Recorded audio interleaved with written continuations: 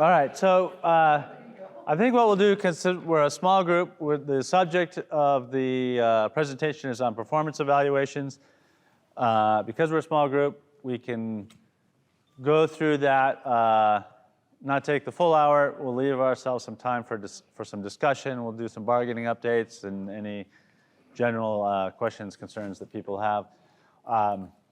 But we are looking, and I'm going to stand and sit throughout because my back is kind of messed up.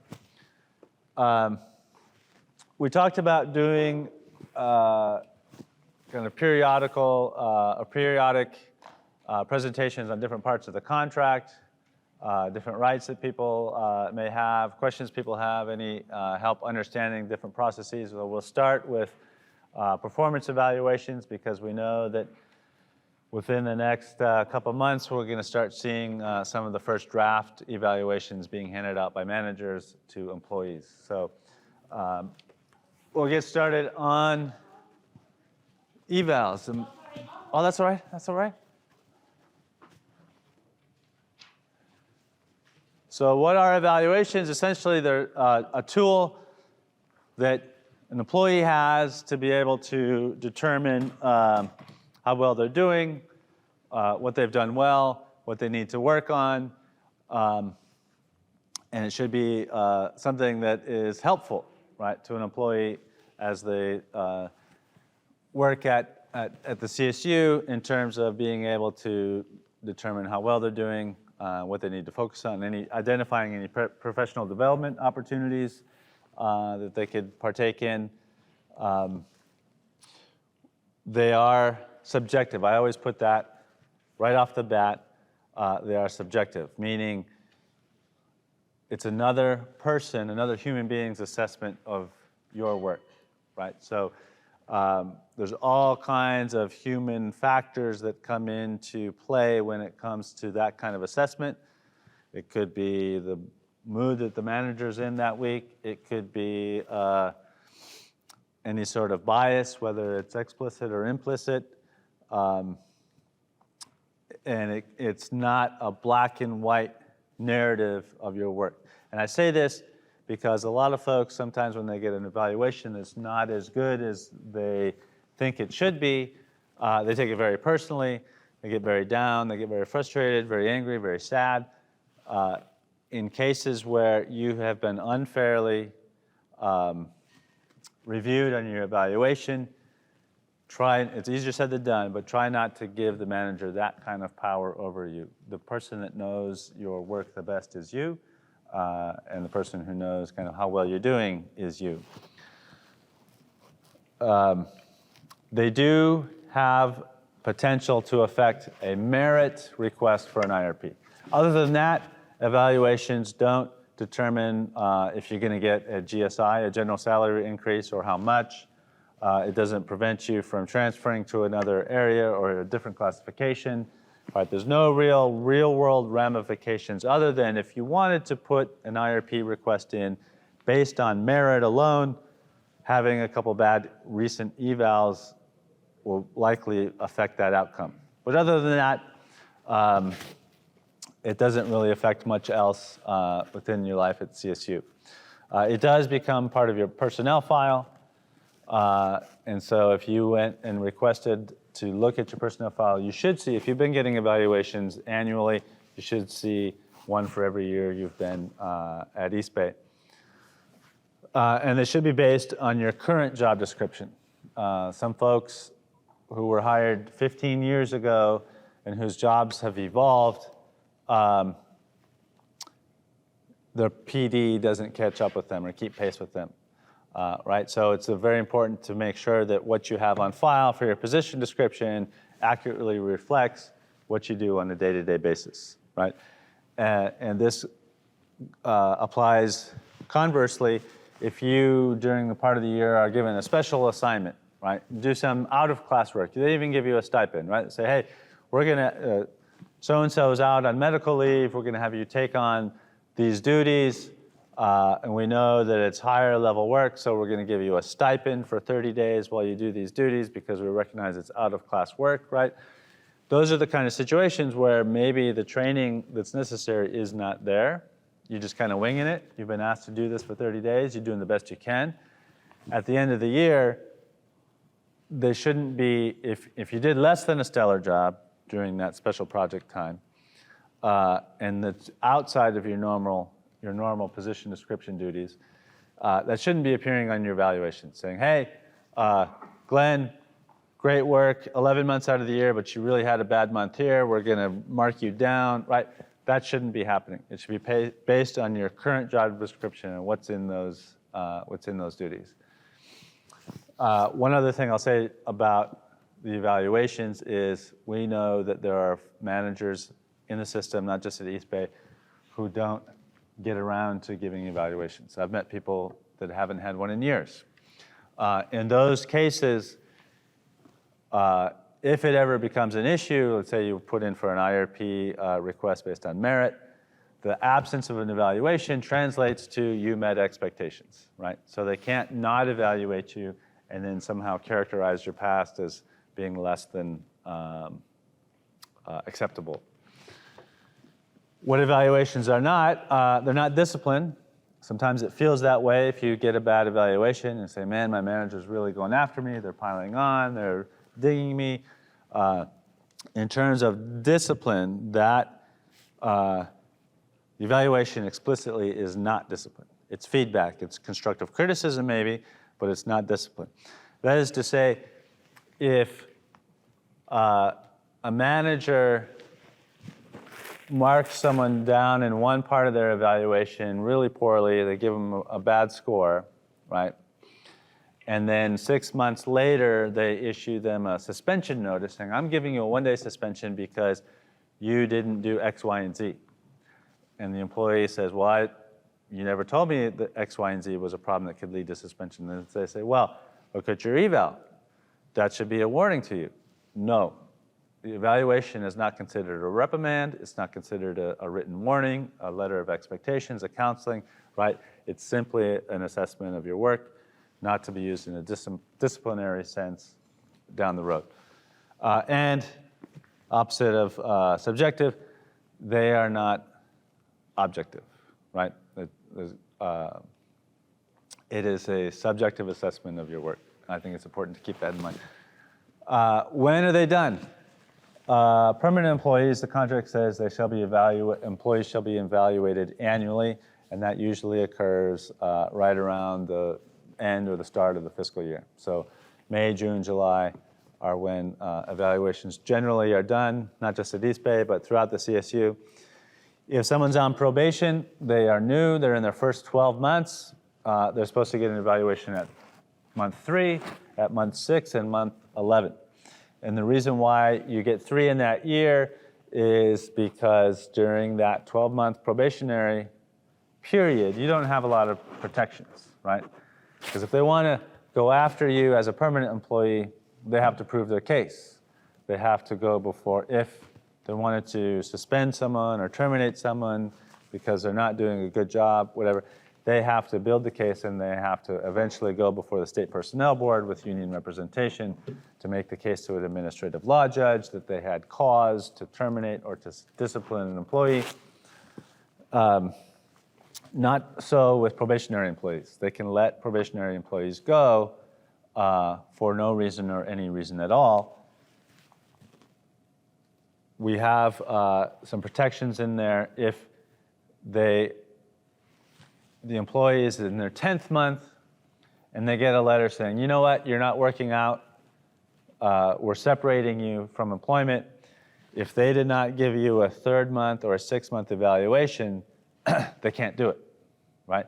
Because that kind of just underscores the importance of the evaluation as a resource and a tool for employees to have to be able to know where they stand, how they're doing, what they've done well, and what they could do better, and maybe have resources suggested to them. Maybe there's a training, maybe there's an in-service or an online module they can take to help them get into permanent status.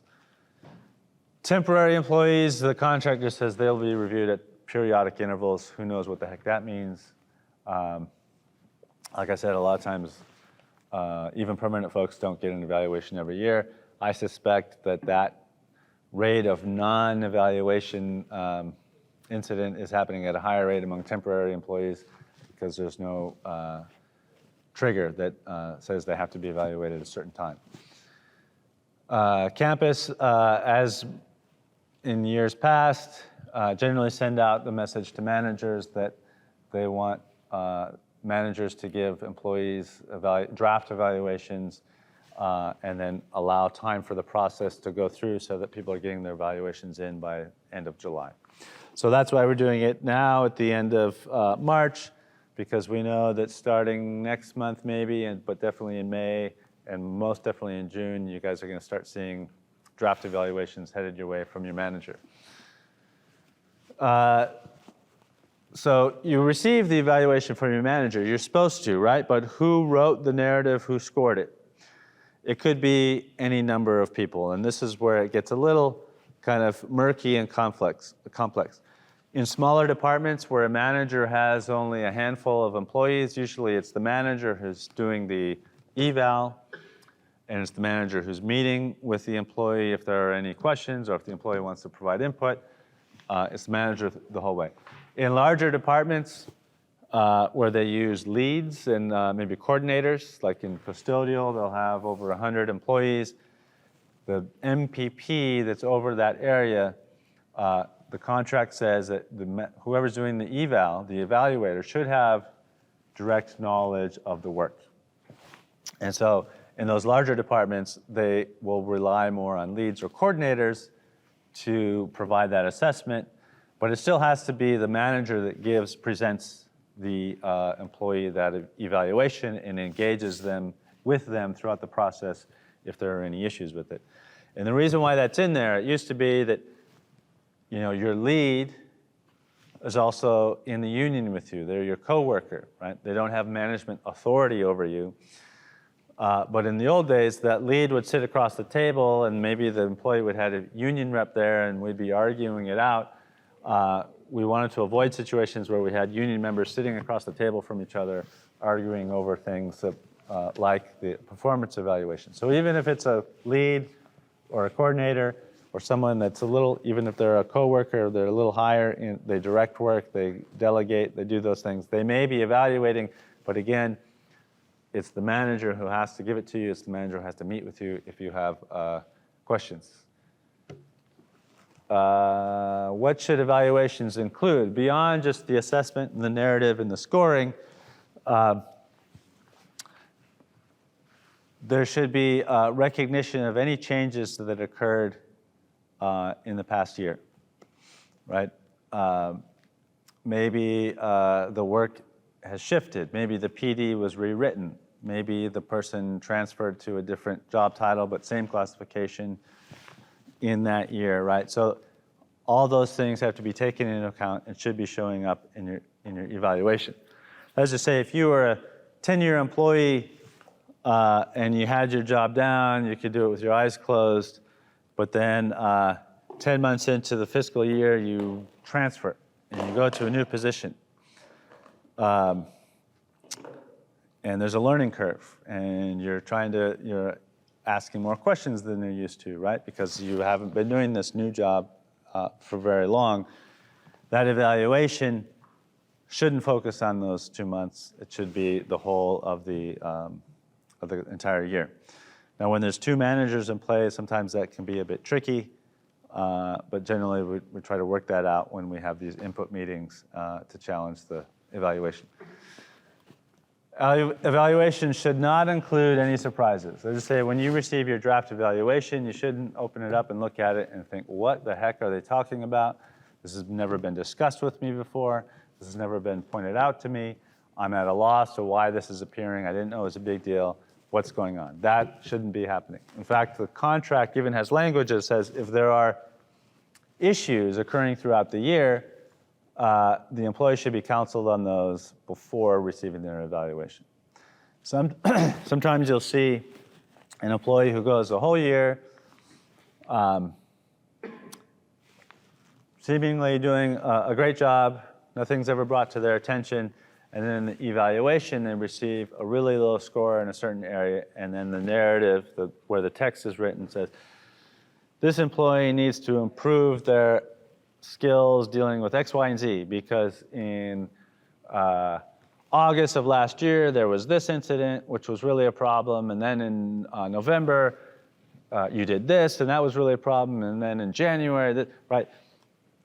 If that is the first time you're being made aware of any problems in your performance, that shouldn't be in an evaluation.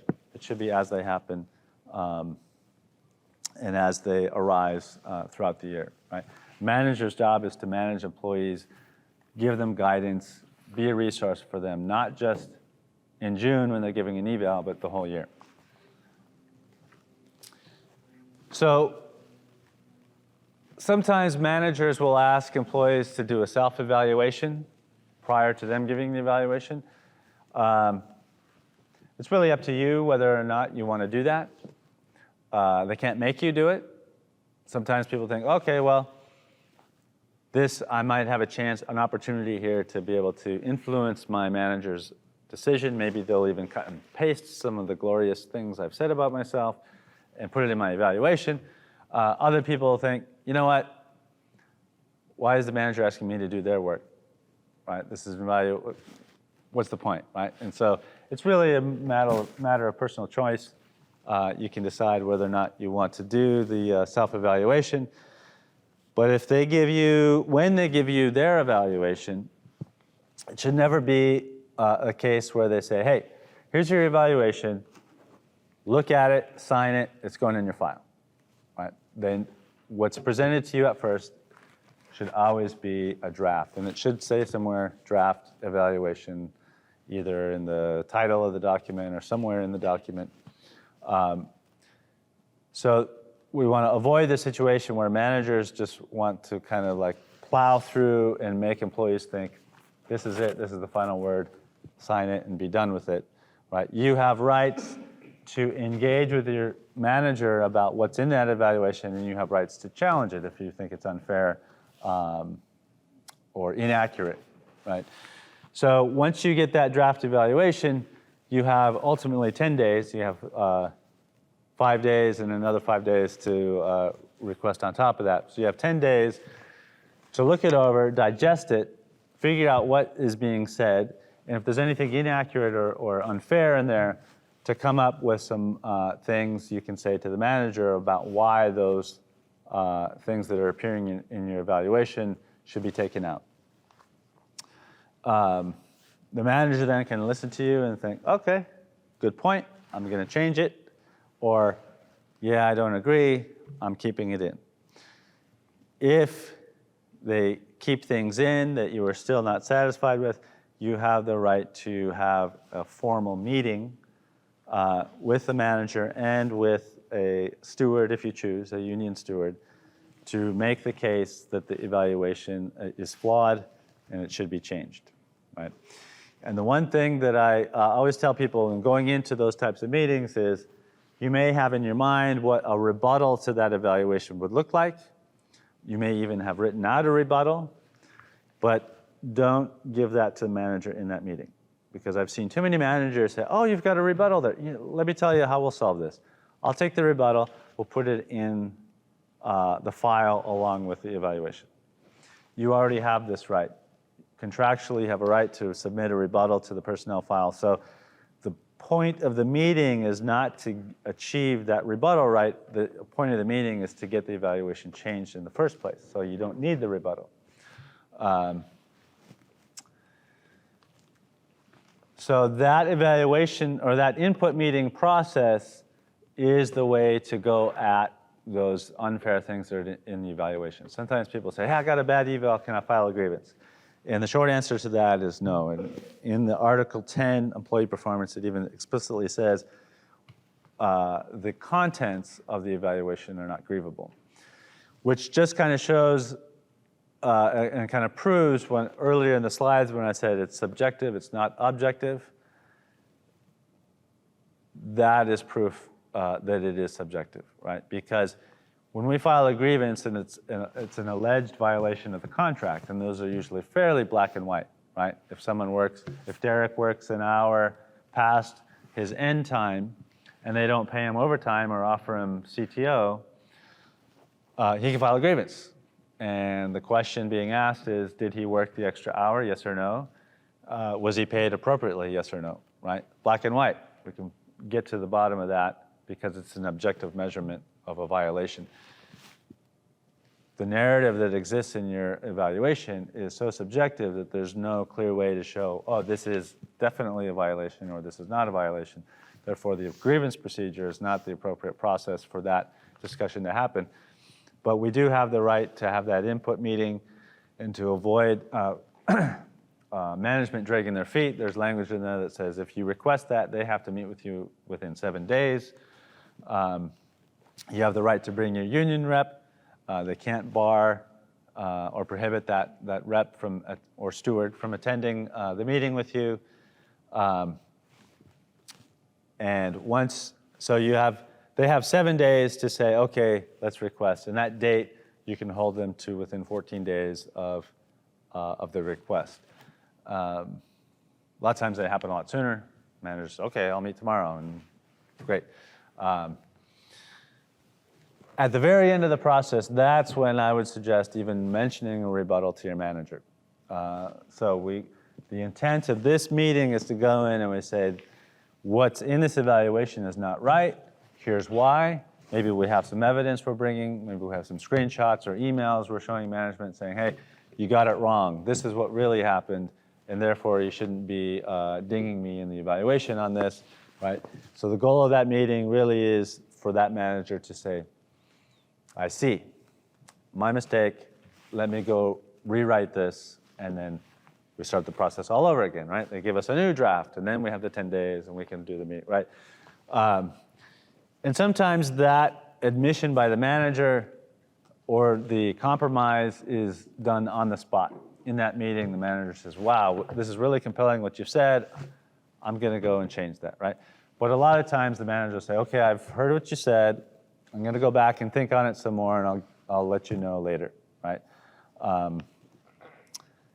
Maybe a couple days later, you get an email saying, here, I've revised it, right?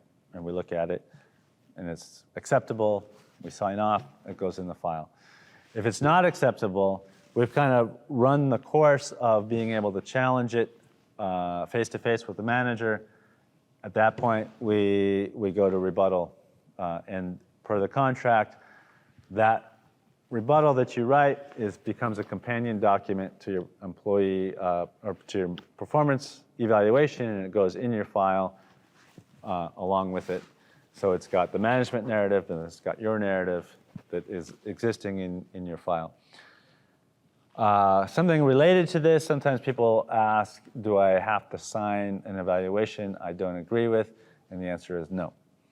On the opposite side of that, signing it doesn't mean you agree with it either. It just means you received a copy. So it's entirely up to you whether or not you sign. And this is true of any document that they give you, whether it's a written reprimand or a letter of expectation or an evaluation or anything of that nature. If there's something that you don't agree with, you don't have to sign it. Sometimes people will write, I disagree, and sign it. Signature really only means receipt, right? That you received a copy of that document. What's next? Is that it? Am I done already? Well, that was quick. Any questions on evaluations before we jump into the general discussion? Yeah, great. So now let's talk about what's going on in bargaining. I'll get it. So everybody's probably aware that we bargained a 2-year contract last summer, which was a little different because historically we've done 3-year contracts. And in those contracts, we have any improved language that we've won in bargaining. But most importantly, usually what people look at when they first look at their contract is how much money, what's my raise going to be? And in a 3-year contract, it sets out in the salary article, effective July 1, we're going to get an increase of this amount. Effective year 2, we're going to get this amount. Year 3, we're going to get this amount. So the agreement that we came to last summer was a 2-year agreement with compensation addressed in year one. So July 1, we had a 7% increase. We settled afterwards, but we got 2 months of retro, and then we got the $3,500 ratification bonus.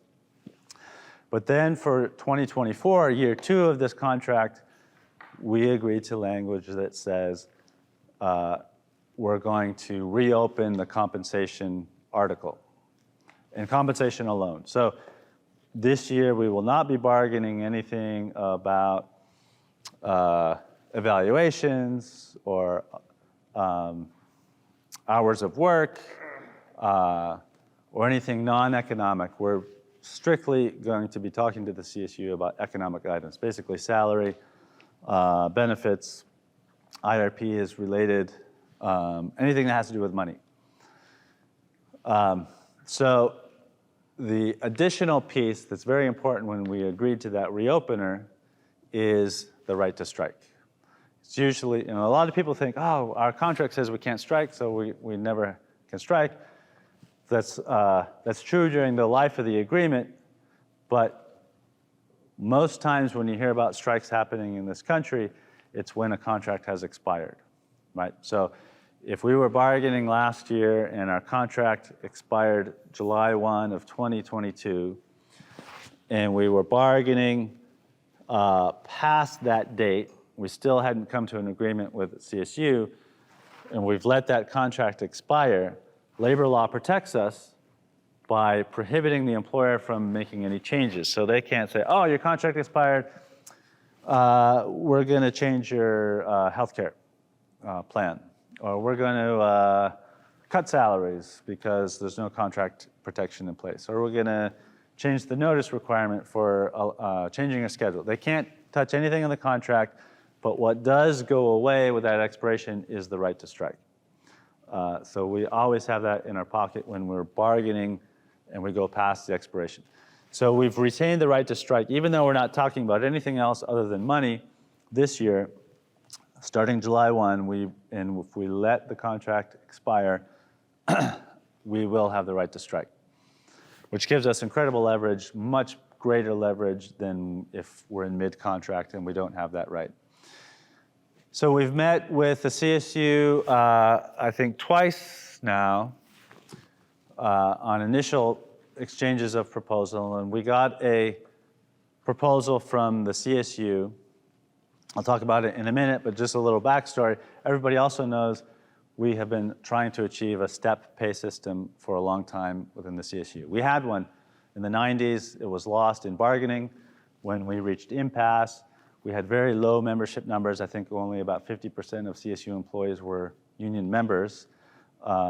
We were not united, and we reached a point in which the employer could impose the last best and final offer that they had on the table, and steps were replaced with pay ranges. And the problem with the pay ranges, as we all know, is we get all sorts of problems like inversion, we get compression, right? The wages never really move up in the range. Because even though we get a GSI in the year, the range is moving up, right? So if you're in the bottom quartile of that range, it doesn't matter if you get a 7% or a 3%, or because that range is moving too, and so you're still staying in the bottom quartile. Which means when the CSU wants to recruit and hire new people, and they find it difficult to attract people with a wage that, or a salary that's similar to the existing employees, they'll offer something higher. And we find the situation where new hires are making as much or more sometimes than more senior employees, people that have been here for 5, 10 years. So as of yet, we have been unsuccessful in achieving the step pay system in the contract.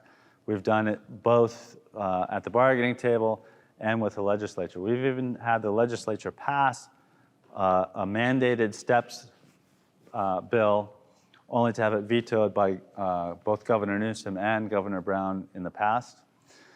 And so what we've done at the legislature and at the bargaining table has somewhat felt like a failure, right? We put a lot of effort into pushing the legislators, doing lobbying, sending postcards, going to the Capitol, doing rallies. It feels like we haven't had much success. However, the proposal that we received from the CSU this year on bargaining, we are finally having an effect, because for the first time since we lost steps in the 90s, they have proposed, their initial proposal has a step system concept in the proposal. So that's huge. That's the first that's ever happened, where the CSU actually says, okay, we're gonna move to a step system. Now, the problem with that proposal is it falls very short of where we need to be salary-wise, because we all know from the Mercer study, and even talking to friends and colleagues, that the CSU average rate of pay is pretty low compared to other employers. We have a good benefits package, but the salary itself is low in comparison. So we need to not only achieve steps, but also at a competitive rate with other employers. So what the CSU did was propose a 23-step system, so that, I don't know the exact language, but something like that would be like, okay, every 2 years, you gain 2 years of experience, you're gonna move up a step. So there'd be two ways you'd get an increase. The GSI, the general salary increase, which is often referred to just as a cost of living adjustment. That would happen once a year, and then your other increase would come from gaining seniority or gaining years of service, moving up the steps. So their proposal is 23 steps, but only 2% apart, and it wouldn't be an immediate movement to your step based on years of service. It would just be, oh, look at Derek, he makes this much. What's the next highest step? Let's move him to that. Right? What's the problem with that? Well, if the steps are only 2% apart, what if he's 0.1% below a step? That means he gets a 0.1% raise for year 2 of the 2-year contract. What's the most he could get? Well, if he was 0.1% above the lower step, that'd only be a 1.99% increase, right? So no one would ever make even 2% under that scheme. But it's also important to remember that that's an initial proposal from management. So our bargaining team has the job and has the work to do to get that step concept into a real-world acceptable pay system for CSU employees. The concept is there, but the actual dollars and cents need to improve to make it acceptable. One of the ways that we can make that more acceptable is by involvement from the general membership. Because when the CSU goes to bargain and we start engaging, or we're in the bargaining process, and the issues kind of narrow down, and we're fighting it out at the bargaining table, the Chancellor's office and the CSU in general is making an assessment of how much of a problem is this going to be if the staff feel like they didn't get what they wanted or didn't get what they deserved. How big of a problem are they going to make it for us, right? And if no one really seems to be paying attention, the union, we're not doing our job and saying, hey guys, let's do a rally, or let's do a picket, let's all wear t-shirts, let's wear stickers in support of the bargaining team. If we're doing none of that, they're going to notice. And they say, not much of a problem, in fact. We have some leverage here. On the other hand, if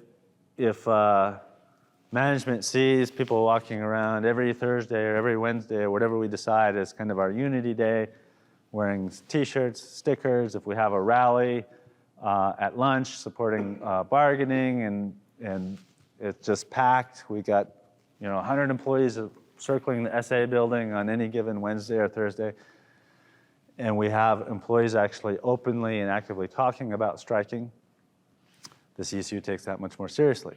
And so we go into bargaining with much more leverage in that kind of environment, in that kind of scenario. So when it comes down to it, the threat of a strike actually gives you more power than the strike itself, right?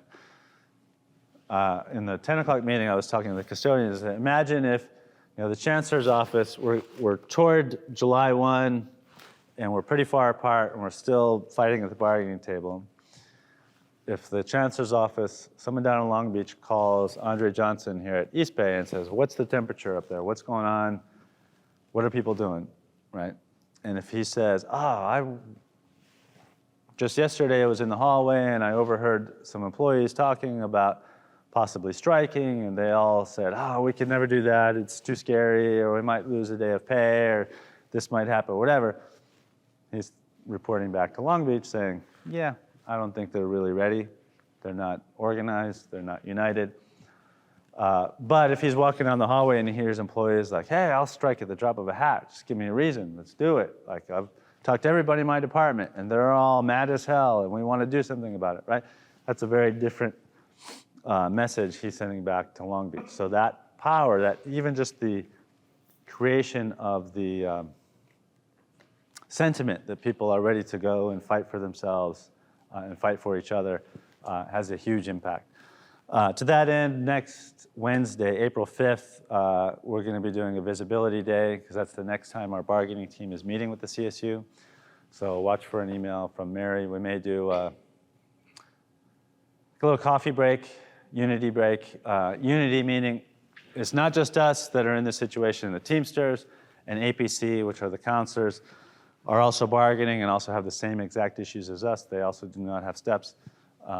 So we're going to be doing a lot of joint actions. So next Wednesday, April 5th, if you have a CSUAU t-shirt, wear it Wednesday. If you don't, email Mary and say, can I get a t-shirt? We'll have some extras at the coffee day. We'll probably be doing coffee in the morning, like maybe 9 to 11 or 9:30 to 10:30, something like that. Donna. You mentioned the term inversion. Can you explain that a little bit? Inversion, that's just when the people with more service are inverted. They're making less. Say they just hired your coworker who sits down next to you at work and says, oh my God, East Bay's great. I love it. I've been paid more than I ever have in my life, right? And you say, well, how much are you making? Like, they started me at $80K. And you've been here 10 years, and you say, well, I'm only at $70K. That's inversion, right? The new hire walks in making more than the more senior person. Yeah, then you said inversion over here, but then you explained it over here. I want you to Okay. Okay. And then compression is another thing where it's like,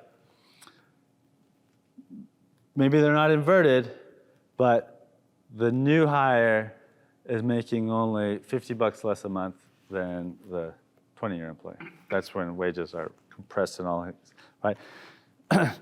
It's where, we have these ranges for each classification where they can be hired at any rate as long as it's more than the minimum and not more than the maximum.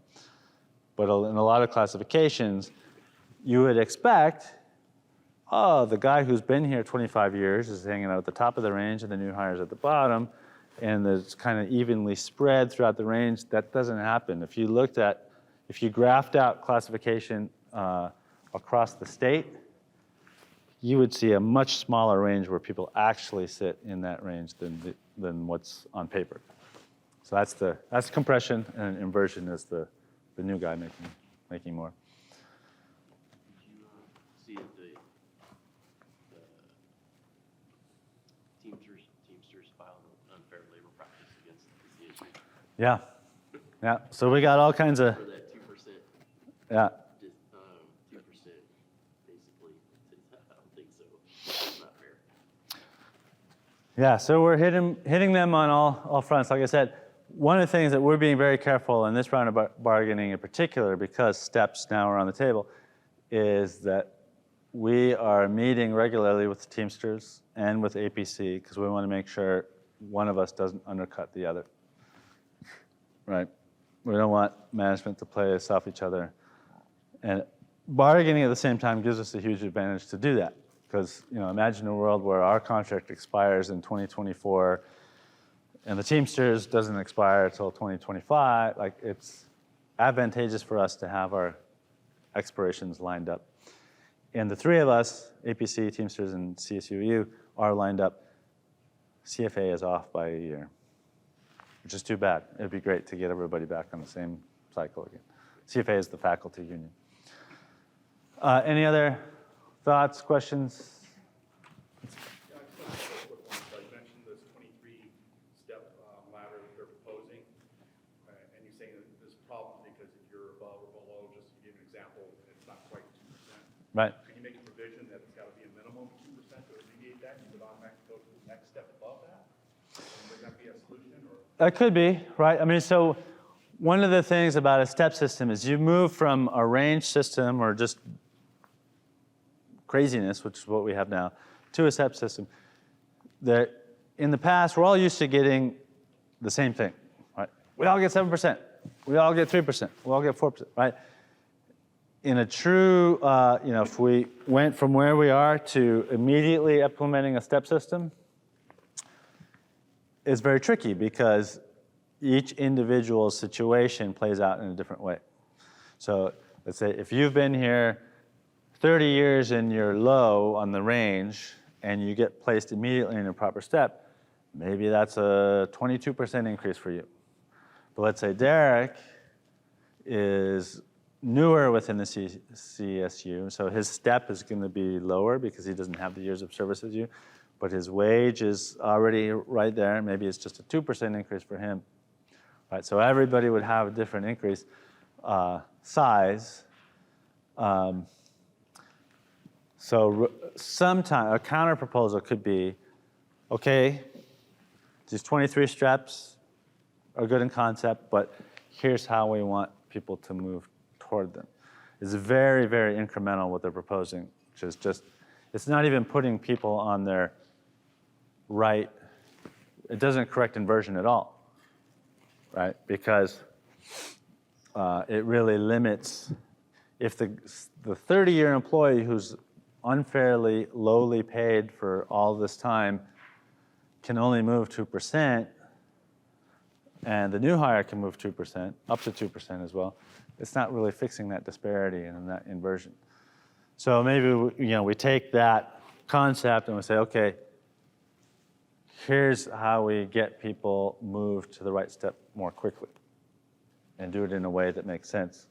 And maybe it's not an immediate step. Maybe it takes us 2 years to get there, or 3 years, right? Or we break up that movement so it's not such a huge sticker shock to the CSU when they calculate the cost of it. Just to follow on to that, I worked for the federal government for a number of years, and they had a 20-step system. But they had it structured so that the first, you get like 2 steps at 3 steps high for each step, each increase. Mm-hmm. And as you gain more seniority, then it became 2-step increases, and then the final stage was 1 step. So it was greater trajectory up front and then a little bit slower. I don't know if that's That's pretty common in step systems. Like your first 3 years, you get an increase, and then maybe the next step is between 5 and 8 years of service, right? So you'd only get the GSI during those years, but then once you hit year 9, you get both, and maybe that 9 would go. It can be structured. It could be equidistant, or it could be staggered like that. And so. I don't mean to Oh no, that's fine. here. If this ever got implemented, is there a possibility that the step system would affect the GSIs? Now that we've got a 2% step system, and we're going to get possibly 2% less as a GSI in the eyes of Cal State system. You know what I'm saying? Yeah, possibly and probably, right? So if let's say historically we'd always received a 5% every year, right? And if we add into the mixed steps, I could see the CSU saying, hey, let's do 3% and step movement because we're costing out how much it will cost. They'll know exactly how much it's going to cost them. They can build an Excel program which shows where their hire date and what would trigger a movement to the next step, and they could cost that out, right? So if they say the legislature in their budget only gives us X amount per year, we can't afford 5% GSI and step movements that are 5% in addition, right? So maybe we'll go 3 in steps, or it'll become harder to get a really big GSI with a step system. But at the same time, the money in people's pockets should be at least what historically has been given, and that would be the goal. Sorry. Yeah. Another question. I'm sorry. I mean, anybody can jump in anytime they want. I either read or heard or someone told me that we wouldn't be in position to strike in July because there's other units that don't negotiate until later in the year, September timeframe, something like that. So the earliest that a strike could be called would be sometime late fall or possibly in the winter time, something like that. Is that true? Well, for us, I mean, there's what we can do and what would make sense strategically, right? So for us, CSU, EU, representing bargaining units 2, 5, 7, and 9, could go out on strike July 2 or July 1, right? The contract expires June 30th. So as long as we let it expire, we are able to. However, we want to make sure we have the biggest impact and we're the most effective at whatever choice we make. So maybe if there are other unions like APC or Teamsters that has something holding them up, we wait for that so we can all go together. And another strategic consideration is what time of year is going to have the most impact. First day of classes. First day of classes would be like kind of strategic in my mind, right? So if we let it expire July 1, like I said, labor law protects anything from being taken away. So we can work without a contract, no problem, and kind of go through bargaining and then strike in September when kids are back and we actually can really, I mean, like I said, the threat of the strike is more powerful than the strike itself. So we get CSU freaking out like, oh my God, kids are coming back, the union's going on strike, what are we going to do, right? That we have more impact than if we did it in July 15th or whatever. So, Yeah, they say, go ahead, strike in July. No one's here anyway. right.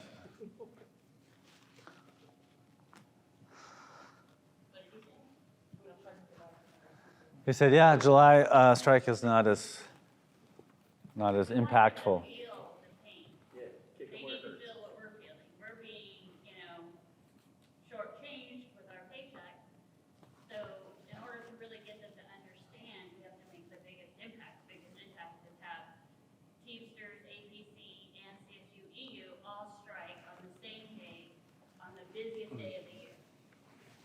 The MPPs are gonna be standing in circles scratching their heads. Right. And I think we should also think of who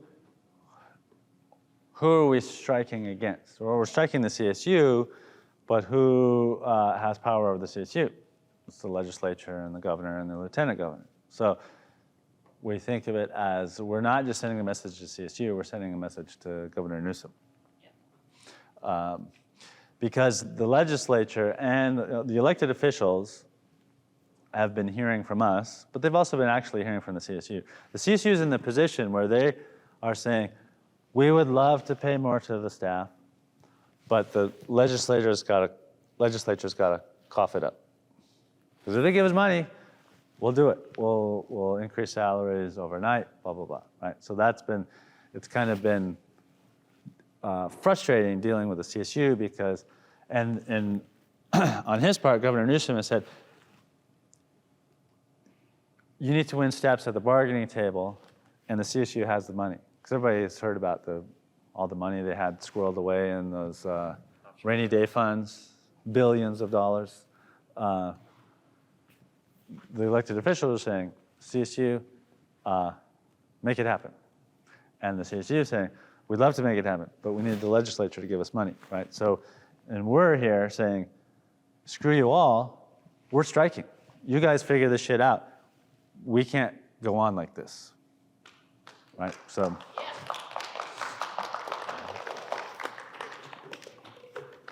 Sorry to be so crude and vulgar, but. We're at our hour mark, so if anybody Right. needs to get back to their offices, don't hesitate. I just want to make sure I respect your hours. Any other? Do you see anybody moving quick? I just wanted to put it out there, because some people might not want to leave. Ah. John's the diehard, who can tell me. On the strike issue, just real quickly, I know some people, we're probably going to be doing what does striking mean as one of these brown bag presentations later, but just a little preview, because a lot of people ask, how long will I be out? How long will it last? Whatever. We have to decide that as a group, right? Does it make sense to have an open-ended strike, meaning we tell CSU, we're walking out and we're not coming back until you give us an offer that we can accept? Or do we say, hey, we're going to go strike for 1 day, and then we'll come back to the bargaining table, and if you keep doing this, we're going to strike another day, right? A 24-hour strike, where we say midnight or 12:01 on this day, we're going to not work until that 24-hour period.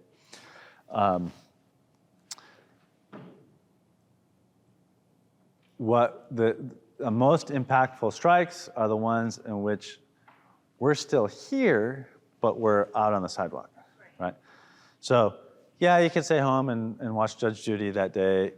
Or if it's a work from home day, don't work, but come to campus, come to the picket line, right? Because we're going to be putting out press releases. We want all the news stations to come, and nothing's more embarrassing when a camera crew pulls up and you've got like 6 people on the picket line walking back and forth, right? It's much better if we've got like 300 out there. So don't go to work, but don't go to work, is what we say. I'm gonna call it sick that day. And then the other thing is people say, can I request a vacation day? Can I use sick leave? The CSU probably will not allow that, right? The one thing I have seen employers do, if they're nice, right? Let's say you would put in a vacation request in January for you're going to your sister's wedding in September, right? And then it happens to happen that the strike is scheduled during that time. A lot of times employers will, because the request was made and approved way prior, they'll probably still honor that. But once the strike date has been announced and you try to put in a vacation, they're not going to pay you to strike them when that was the intent, right? Going to your sister's wedding, it was a different intent. They'll likely will still honor that. It's just the kind of the day of requests. Sick calls. If you call in sick, they're probably not going to pay you your sick leave.